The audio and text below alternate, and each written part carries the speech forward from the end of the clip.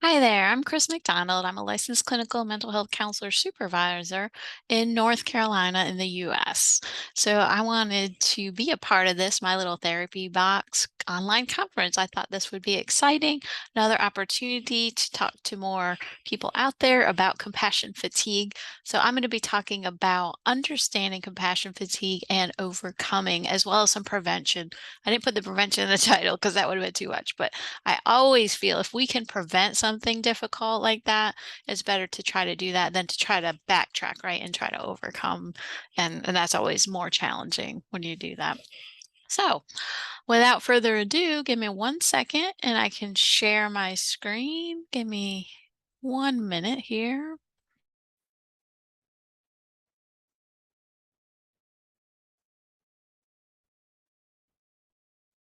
And thanks for hanging on with me. So yeah, you see my practice name, Path Hope Counseling. I have a small group practice and I have two clinicians that work for me. I've been in private practice since 2015. I love to treat young adults with anxiety, depression, PTSD. Oh, excuse me. I have a book, Self-Care for the Counselor, I published, and that's something that's really near and dear to my heart. I love to promote self-care, especially with counselors, but in general, I think that's such an essential skill that we all need to focus on and learn, especially if you're in any kind of helping profession, because I think a lot of times we are good people and we care a lot and have a lot of compassion. We want to give, give, give. But just like I was talking to a client last night and I talked about how she, whatever goes on in her life, she's like, okay, I drop all my self-care from, okay, my son needs me. Okay, work needs me. And she's in the back seat, right? She never gets her time. So don't put yourself in the back seat. Bring yourself forward, right? We'll get to that. So I'm a holistic therapist. So this presentation has some holistic parts just because that's who I am. And I want to share that with you about how to overcome and treat because I don't know how to do it otherwise. That's just in my nature. I'm also RYT, which is Registered Yoga Teacher 200. I use yoga in therapy with clients. I treat the whole person, mind, body, spirit. Also teach some mindfulness and meditation.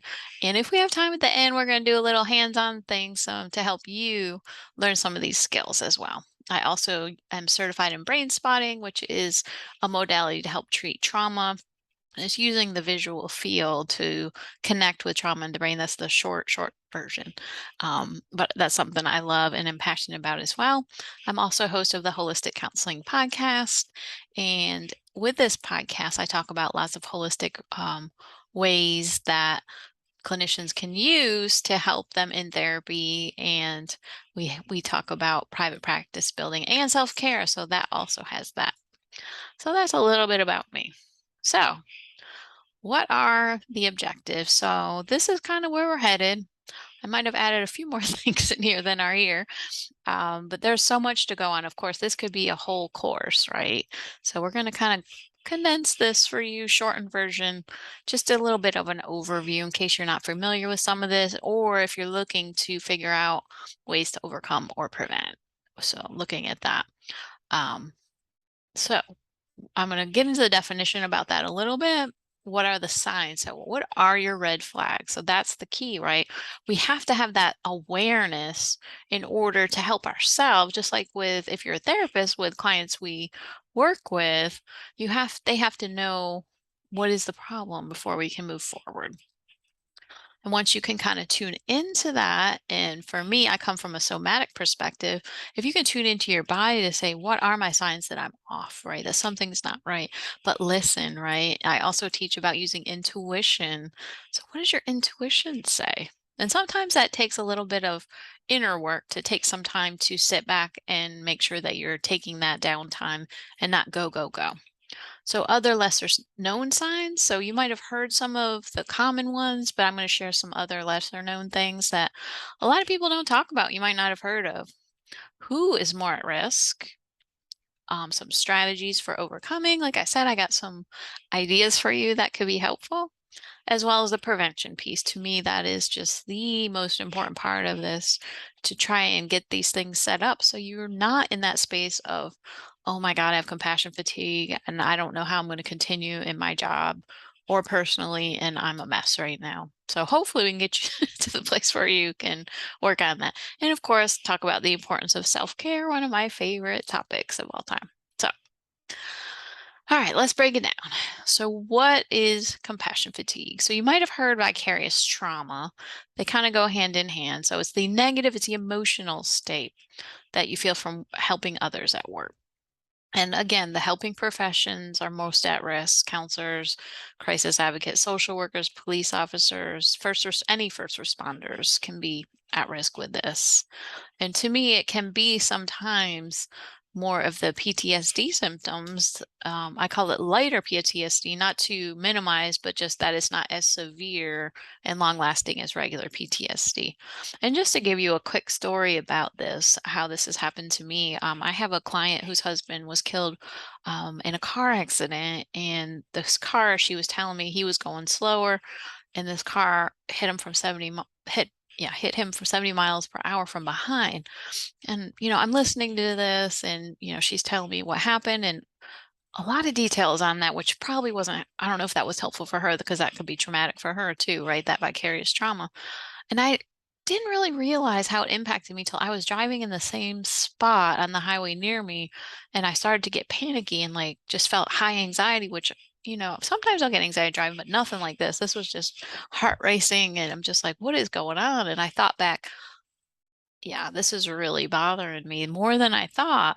And I just felt that tension and I had to work through that. And, eventually that got better and that finally went away. But yeah, that's just an example of sometimes how things can affect us and things on the news, right? They can get to us.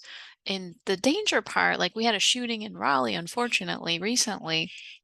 And I know sometimes I get caught in this. Let me keep reading about it, read about it that cause our own trauma, right? And that happened to me because I kept reading about it and I'm a very empathetic person and could connect with, excuse me, all the people and all the difficult emotions, the shock of this and the loss and the grief. And I couldn't sleep that night because where the shooting was on a walkway, and I hadn't been to that specific one, but I've been to plenty of those walkways, and I just can't imagine you're out for a walk or a run and somebody's there with a gun and shoots you. Like, yeah, that just messed me up. It's still in my head. It's only been a week ago, but still thinking about that. So sometimes, yeah, that's still something that I got to work through, right? And either we work through with some of these strategies, or we need to do some consultation with someone else or supervision. I actually have a consultation scheduled today for myself. And we also can work with therapy. Our own therapy is important. So I like this quote. So it's also described as a deep physical or emotional exhaustion, pronounced change in the helper's ability to feel empathy towards their patient. So it's that difficulty feeling empathy. To soul sadness because the inner core reality that closes down when people become so overwhelmed by the needs and concerns of others, they forget to take care of themselves, right? So it's just giving, giving, giving. And it's almost like that protection part of you, right? And like it says below, protection to prevent further wounding, because we can't keep having all these, I call it like arrows to the heart, just like, oh, these difficult stories. And especially if you're a therapist, you hear these emotional stories. And I've done this for a long, long time, over 25 years, but sometimes I hear some things and it just, for whatever reason, it just sticks to me. So, and that can kind of lead to that compassion fatigue. And I hope this is all making sense. And I don't know about you, but I felt that exhaustion before. It's just like, oh my God, the start of my day, how am I going to get through today? And I know some of the clients I'm seeing, and I know their stories and how difficult, and yeah, because I treat trauma. So of course, again, so who's more at risk? Trauma therapists, right? Or those that deal with trauma physically, like first responders. So what are the signs? Going back to the awareness, they can be subtle, take some time to set in. So and of course I put this as a holistic guide for you because it does impact every part of us.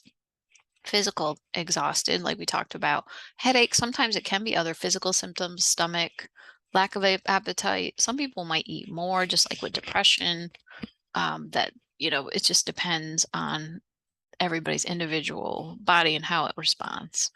Emotional, like I said, that feeling of dread, or the night before being like, oh my God, tomorrow's only Tuesday, and not wanting to get through the day, or the Sunday scaries when you think about the week ahead. And I think that's a good indicator, right? A red flag.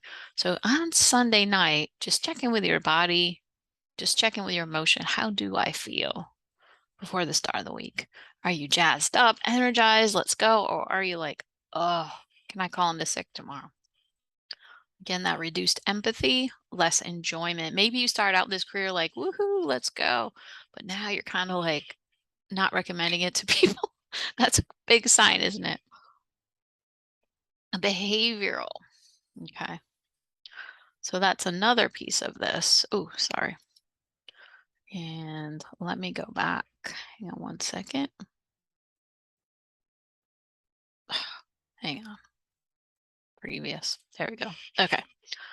Hypervigilance, just like with PTSD, it could be that just really jumpy, startle response, irritability. I found that a lot of people I've talked to over the years, um, that the number one behavioral thing, and you call it behavioral or emotional, is irritability, is a sign for them that something's off. And sometimes that can be a sign of burnout, but we're not here to talk about burnout. That's a whole other. Burnout's more about task overload and feeling like you can't get everything done. And so behavioral could be calling out of work. Spiritual, right? Whatever spiritual means to you. And if you don't have a spiritual side, just move on with it. You don't have to worry about this. But spiritual, if you do have a spiritual practice or beliefs, that lack of purpose or meaning. And I've seen this with some clients. I see therapists also for therapy. So they might discover that it's difficult to understand what's happening in the world and that uncertainty. And then we got the cognitive with some memory issues, difficulty concentrating, um, like can't remember what's going on from earlier in the day, which can be alarming, right? Not remembering what clients told you before if you're a therapist. And pardon my throat. Relational. Isolation, right? Feeling disconnected, like people don't understand what you're going through. Okay. And again, who is more at risk? So helpers who are that should say brought up by parents to care for others' needs before their own. You might have heard a lot of this generation of being quote unquote selfless, which is harmful in my opinion. We need to be self-full in that we take care of ourselves first. And it's not selfish. So this is how we can build the foundation so we can be there to help other people. Uh, and again, the self-care importance. So those that don't engage in regular self-care, if you're not giving back to yourself, you're going to actually end up with nothing left for you. High workloads, few rewards or accomplishments, not being recognized. Work with survivors of violence. Again, I mentioned that. Little control. So if you work for somebody and they are assigning more tasks, I know when I was a school counselor that it just seemed like every week there was something new that we had to do. And it was really hard to deal with that, right? Because you think at the start of the year, oh, great, I got a handle on this. And the next thing you know, more and more, and you're like, how the hell am I going to get all this done, right? Are overly empathetic with their patients. So especially, you might have heard the term empath. That just means you connect more to the energy of others. Some people are more on that continuum of way too much empathy at times, and it's hard to rein that in. So that's a skill to practice so that you don't get too caught up in their emotions and be able to separate that and release energy of other people each day. Helpers who are isolated, have personal traumas. I know COVID really, that really impacted a lot of clinicians.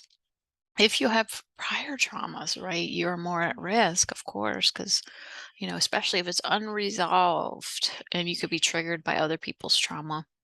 And that isolation could come up with a lack of professional support, supervision, or not be adequately trained, like to treat trauma. That can all be there. And I think with COVID, and especially all telehealth. So I've have to really work hard intentionally to reach out for that support, consultation, supervision. Because it's easy to just be caught in my own world and I haven't left my house in 3 days. So I have to really be aware of that. Okay. So what are the other lesser known signs? So that sense of going through the motion without a sense of purpose. You're just, okay, what's next? Okay, it's 10. Let me see this client. Oh, it's 12. And not really with passion, right? Or just not really connecting, feeling that disconnect with what you're doing. Turning to unhealthy coping, of course, addiction can come in here with alcohol, cigarettes, drug use, or I see a lot of shopping addiction. I don't know if that's from the pandemic carryover or what. Seeing a lot of that in my practice. Wishing clients would cancel, please cancel so I can have less to do today. Or being like, oh my God, everybody showed up today. That resentful feeling. Because feeling like I just don't have it to give, right? There's nothing left to give in my heart. Excessive clock watching. Now, of course, we have to be careful of time if you're a therapist. But if you're noticing that you're just not in tune with the day and you just are just hoping and thinking about, can I just get to my couch and watch Netflix, please? Your mind wanders during each session or you tune out frequently. So if you're with clients and you're a therapist and this happens to you, or if you're whatever job you have, right? If you're noticing that you're not able to focus, tuning out, ending sessions early or starting late, that can be a big sign, right? If you notice you're hesitating for telehealth to get on the session, or you're like, oh, the client's here, I got to go pick them up from the lobby. Just that hesitation is something to be aware of. But I think the important thing is, these are other lesser known signs, and I showed you some common ones. Try to discover and tune in, what are my signs? What are my cues that, whoa, hang on. The other thing I want you to remember is feedback from other people, especially loved ones, because we can easily get defensive with that.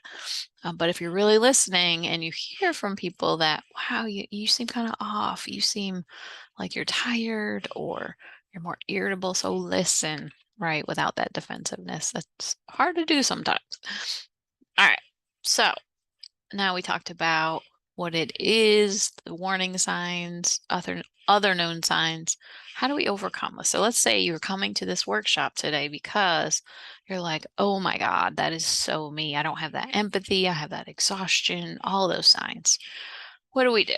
So making self-care a daily, consistent priority. And I know a lot of people be like, oh, I'll just wait till Saturday and then I'm going to take some me time. Or I'm going to wait till my vacation 2 months from now and just count down. It doesn't work that way. Especially you think about any of this potential vicarious trauma that we hear personally in our lives, but in our professional lives as well. It builds up, right? Until we're overflowing and it's too much and we end up in burnout or compassion fatigue.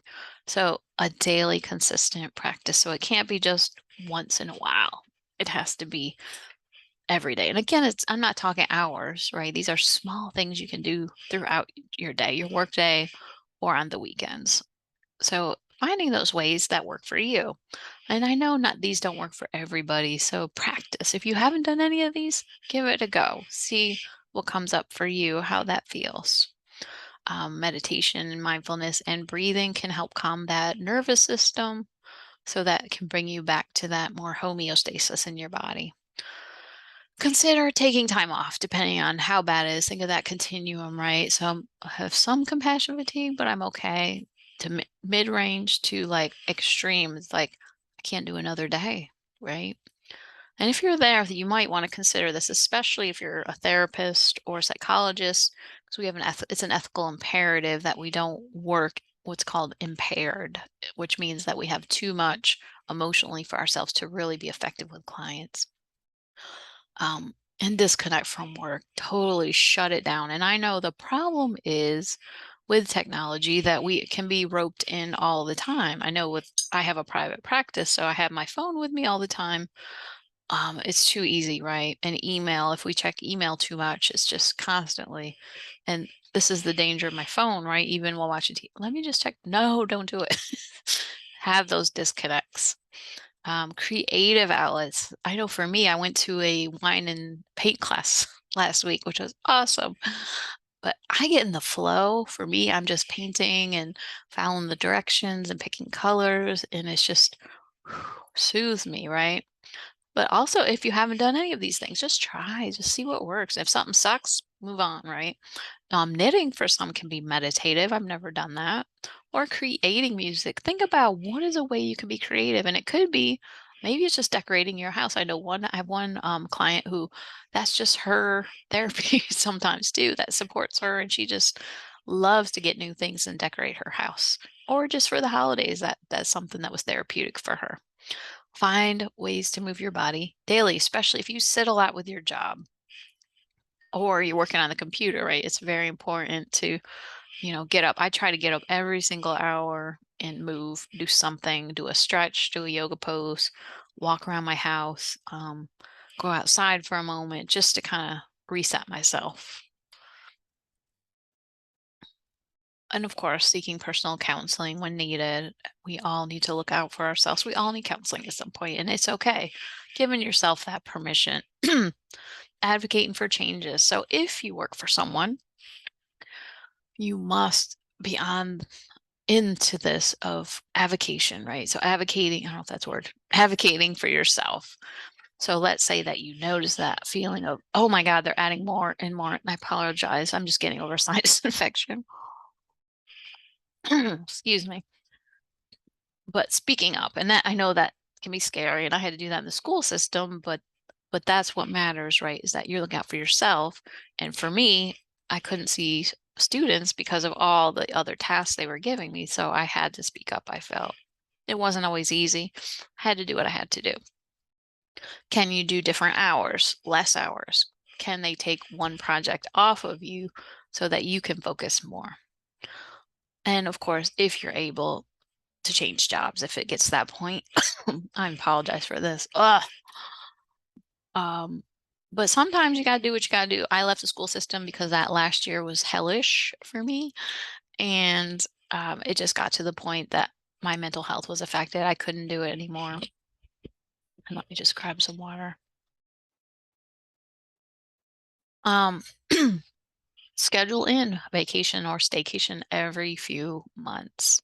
I do this the start of every calendar year and January to say, okay, let me figure out what I'm going to do and it could be just a weekend getaway or take mental health days. I try to put one per quarter and do whatever I want to do on that day. Just taking that time, and it can be just a staycation. Doesn't have to mean I go out of town. Sometimes staycations are nice. They're underrated, I think. It's pretty awesome just to give yourself that permission, but not to use that time. Just I'm going to catch up on chores or tasks around the home or a project, but really making that intention that it's for you, for your mental health, those things that you don't always have time to do. Make socializing, connecting with others a daily priority. This cannot be waiting till the weekend either. We are humans. We need connection with other people. So figuring out what works for you as far as connection. I just recently joined like a Discord with some people who like horror movies. Like this is just random, but something that's what I love. That's something it's good to connect with people that have the same interests. That works for me. But maybe texting works for you or messaging on Instagram. Do whatever works. And if you're not connecting with people daily, just figure out what is the best way to do that to be reasonable, right? And again, prevention. So if we can avoid all these difficulties with compassion fatigue, that's going to really be the best option. So first thing, creating a self-care plan and putting that in place before the storm. So what would be some things that you could put into place each day, right? So maybe considering first a work day, typical work day. I know for me, I have to schedule in lunchtime because I got to eat. Some people skip meals. I just can't do it. So I know that. So, and I have to have time to get a snack in the afternoon. That's just the way my body is. And I also figure out my days of the week that I work out and work my schedule around that, not the other way around, right? Because if I put clients' needs above mine, I'm not going to be the best I can be to help them. And it's not going to help me at all, right? And then figure out weekdays, and then figure out weekend, what can I do? So don't get into the trap of my whole weekend was just doing stuff around the house and cleaning and laundry, and that's it, because that's not going to help you. And those tasks are important, but how can you delegate? How can you get help with that? What are some other ways to help yourself to have some downtime? Because that's what's so important, is having that downtime, especially on the weekends, to recharge. Again, monitoring yourself, to say to yourself, okay, let me check in with myself a few times a day. Where am I physically, mentally, emotionally, spiritually? What do I need? And sometimes just asking that question and sitting and saying, what do I need? And waiting and listening. Sometimes close your eyes because your intuition can speak to you to say, you need to rest. Or I had a picture one time that came in my mind of just putting my head down for a few moments. And that was amazing because it was a rough day and I had to do something to take care of me. And again, listening to others' concerns. If somebody says, hey, I noticed this about you, try to respond, not react, and just say, okay, thank you for sharing. Okay, regular consultation and set boundaries between work and personal life. Okay, that is so essential for therapists in this field or other helping professionals. It's really important that you talk to other people, and no matter what field you're in, just connect with other people to have that sense of community. Build whatever community works for you. I know for me right now, I'm trying to build where I moved to. I don't have a lot of people interested in yoga. So I'm trying to build more of that community and to connect with other people because that's important to me. That's one of my values. Develop and maintain social supports with other therapists. Again, those that are therapists and those outside the field. So I think having friends who are is good, sometimes is bad, right? Because we talk shop. But then think about people outside of the field. Because sometimes we need to talk to someone who doesn't know all the stuff that we know, so we don't talk shop, right? Or whatever your field is. So I want you just to reflect for a moment. What are your obstacles to engaging in consistent self-care? What is getting in your way? You can write this down or use this as a journal prompt for after this presentation, whatever works. Do you know the number one thing that people tell me, and I've done a lot of workshops with therapists, the biggest obstacle is themselves, right? We get in our own way. Is is there some ways you're getting in your own way? Are you making excuses for not doing self-care? I don't have time is a big one. I don't have the energy. And I put air quotes because I think we all can make it a priority in some way, shape, or form. Again, other common obstacles: taking on too much at once, having unrealistic expectations. I think an easy way to look at this is somebody that might say, oh, I want to lose 20 pounds in 3 weeks and work out 6 days a week. Most people, that's a struggle for. And I don't think you're going to lose 20 pounds in 3 weeks unless, I don't know, that might be very difficult and not healthy. So, really breaking it down. What is realistic for me and my schedule? And the other thing I see is the unexpected throws off a lot of my clients I work with. Ooh, something bad, the dishwasher breaks, the car needs brakes. Um, and then, oh, that was when I was going to go to the gym. And so it is kind of, I always say it's like the GPS recalculating. So, you know, things are going to happen. It sure does. But what are you going to do to recalculate? How can you do it another time? Or how can you give yourself a grace pass that day? Not every day. Again, because we have to make it a priority. All or none thinking. Again, I must do 5 to 6 workouts a week or it doesn't count. And this drives me crazy with working out because 5 minutes is still good for you. And research shows that even doing 10 minutes several times a day is even better than doing 30 minutes on the treadmill. So everything matters that we do. And the philosophy that I'm taking too, that I try to help people with, is some is better than none, right? So maybe you can't do a 90-minute yoga workout. That's cool, man. If maybe you can do 5 minutes, it's some is better than none. So not taking the time to prioritize and plan ahead because I'm not going to lie, it does take some planning, right? To plan your meals if that's a goal for you. So you're not scrambling each day to figure out what you're going to eat or not having the ingredients you need and running to the store 5 times in a week. You do got to plan ahead, but it's something you can do, right? To figure out what is the best way to do this. Negative self-talk can come up into this. How can you sit still and rest? You must be productive. Self-care is selfish. You should be selfless. Ooh, that burns me up. Yeah, that makes me nuts. So I think that's a very common thing with society. You got to keep busy, right? Keep moving, keep rolling. Instead of doing, think about what are some ways I can just be present in the present moment.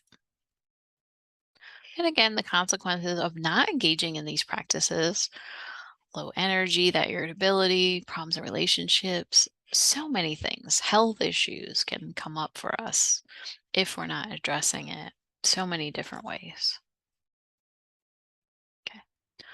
All right. So, how do we overcome? So, we have these obstacles, right? And again, that could be something that you're going to journal about later. 'Cause I find journaling to be very therapeutic and helpful. Keep us on track. Be aware of your limitations and say no to more commitments when needed. Okay, so know what is realistic for you. I know some weeks I have messed up when I planned too many presentations and too many clients. It's too much of anything, right? And I was about crazy by Thursday. So I really try to be mindful. What do I have already going on that week? Oh, I have this Wednesday night. I shouldn't plan another presentation on Thursday. So really just being thoughtful, mindful. But if you get off track, regroup, start again tomorrow, right? Instead of that, oh, and I'm thinking that, oh, I might as well just throw in the towel. I suck. I can't stick with this. Okay, today I get the little grace card. I'll do better tomorrow. I'll figure it out. And this is when I'm going to engage in some self care. And sometimes we have a right to change our minds. I know I go on some podcasts too for interviews, but sometimes, in August, I was like, I have to reschedule this one. I had overbooked myself and it was all cool. And we ended up rescheduling and it worked out. So I think we have it in our heads that, oh, if I reschedule, somebody's going to be mad at me, especially females, right? Or this is just, they're not going to want to reschedule and they're going to judge me. So I think we come up with all these stories. We tell ourselves these narratives that aren't true when in fact they don't give a shit. Right? Maybe they were annoyed you canceled, whatever. It's on them. But you have to do what's best for you and not that people pleasing. That's a whole other presentation is people pleasing. We won't get into that. But so again, challenging negative thoughts. So if you do have those, replace them with more helpful thinking, like I'm going to be self-full instead of selfless. I care for others by caring for myself first. I am worth making time for. Anything that you can think of for that. That could be another good way to journal. So break it down, schedule it in. That's what I always say. Because I call them floaters. When we have a thought, oh yeah, I'm going to go on my bike today. And guess what? 4 o'clock, I'm going to go on my bike today. 7 o'clock, I'm going to go. And guess what? The night's over. So when are you going to go? I always do this with clients too. Good homework. What time, what day? Is somebody going to go with you or are you going to go on your own? So really breaking it down to specifics. And let's say that Monday comes along and it doesn't happen. When's the next day then? Right? That regroup. Start again, recalculating. It is okay. We all have to at times. Sometimes we got to steal time for self care, even arriving earlier at the office if you go into an office. Or I try to make my mornings a little bit about chilling out before the workday. I don't like to rush around and have little time to get ready. I'd rather get up earlier, do a little yoga, meditation, maybe read if I have time, and just chill out and get myself together, set my intentions for the day. Or on your lunch, maybe go for a short walk or meet a friend for lunch, right? Figuring out what is a way I could do this. And if you're a therapist, if a client cancels, don't do more work. There is your stealing time that can do a little self care. We got to take these moments, right? All right. And again, I love holistic strategies, and I think these will be helpful for you. Always taking breaks during the workday, and that again can come up in so many different ways, whether that's doing some breath work. If you're not sure how to do that, um, YouTube is a great place to start, or I use the app Insight Timer. They have breathing exercises, mindfulness, body scans, all those things you can learn. Qigong, if you haven't tried it, it's kind of like Tai Chi, if you've heard of that. It's just very slow, mindful movements with breath, which is it's so amazing. Or just closing your eyes. Sometimes just closing your eyes is enough. Or at the end of the day, just sit in silence for a few moments, especially if you have a really busy, active day. Just take that for yourself to ground yourself, get yourself back. Again, I'm the real proponent of exercise, figuring out when you can do this. And like I said, everything counts. I have a little time, try the 7-minute workout app. Yep, it's hard, but you can do it and you're done. And I'm a big proponent of yoga, because it incorporates body, mind, spirit approach. You can even do desk yoga, right? We can all, even just raising your arms up and down with your breath. That's all. You're still doing yoga, right? You're still incorporating that. And the best part when you use breath and movement together, kind of get you out of your head. If you're an overthinker, overanalyzer, you're probably up here too much above the shoulders and need to get more into your body. And yoga is a great way to do that. And just remember that yoga is not all Instagram pretty pictures with crazy poses that are contortionist like. That is not yoga. Yoga is for everybody. And there's so many different kinds of yoga. So if you've never done it, try a beginner class. You can start online if you're self-conscious and just see what works for you and your body. And again, if you have spiritual practices, using prayer, nature, volunteering, I know just getting outside, standing on the grass can be helpful. Taking that moment. Essential oils can be another way to keep yourself grounded. Use a diffuser in your office or home. Some of the combinations like wild orange and lavender are good. Healthy diet. So I always say try eating healthy 80% of the time and plan ahead for meals because nobody's 100%. So again, we want to set realistic expectations because I think that's the problem. But let's just plan ahead. So if you have a setback, how can you recalculate? All right. So I talked about, and I'm just looking at the time, body scans to start your day. So I'm not going to go over that today. I just wanted to show you a couple things. So we can do something what's called self-soothing. So if you want to try it with me, or you can just listen and watch. So put one hand on your chest and then one in your belly. If you're uncomfortable touching your body, you can just have your hands hover and just notice your breath. See if you can feel your belly rising on the inhale, falling on the exhale. Notice that rising and falling. And what this does is this releases what's called oxytocin in the brain, which is that loving response, that calming response, helps reduce that stress in the nervous system, turns on what's called the parasympathetic nervous system. Just help you feel a little bit calmer. Or if you want one hand chest, one hand belly, you can also use pressure if you want to push down a little more, or less pressure, or hovering above, whatever feels good for you. Good. You can do that laying down, by the way, too, on a yoga mat. Oh, good for Shavasana. Oh, it's the best. So a mudra are just hand positions. So you're probably familiar with this in yoga. Hand position that's prayer pose. So there's other ones that we can use to help with calming. And you can use, when you do a mudra, you can use it just sitting in silence or counting with breath or with an affirmation like the one I put here for eagle. I am calm. I am centered. So let me show you eagle first. So if you put your hands like this, we're going to interlock thumbs.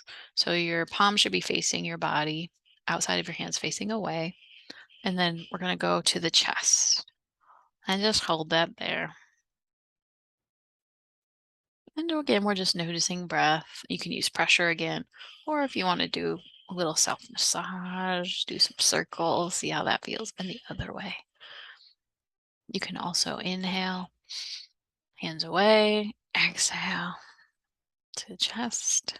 Inhale. Exhale, bringing the eagle to land on your chest.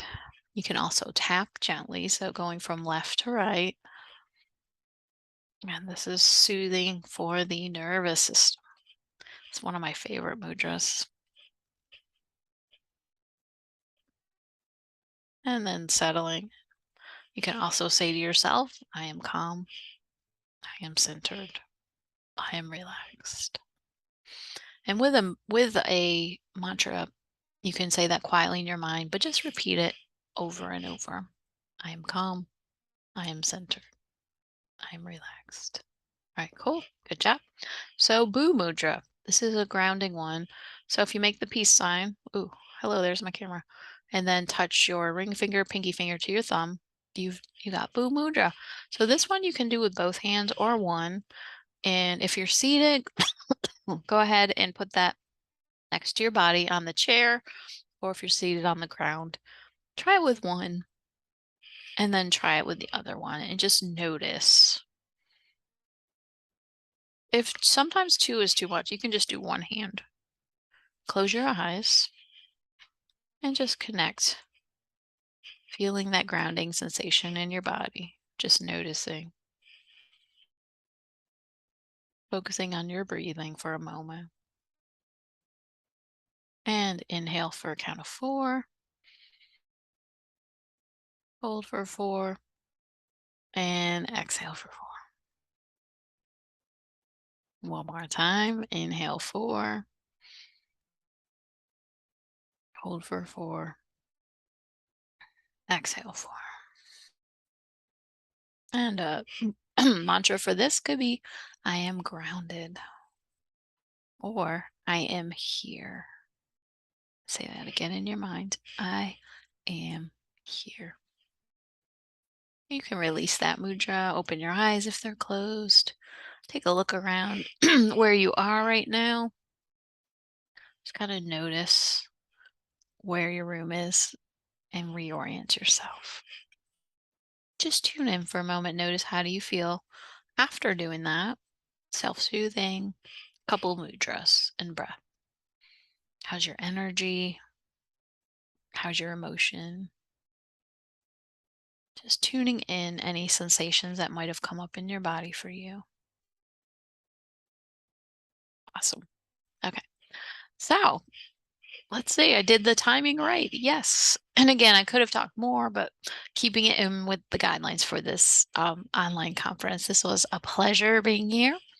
And here's my contact information. There's my email. You can check out my private practice website, which is Path to Hope Counseling, and my podcast. I have episodes on my website and also on Apple Podcasts and all the other podcatchers.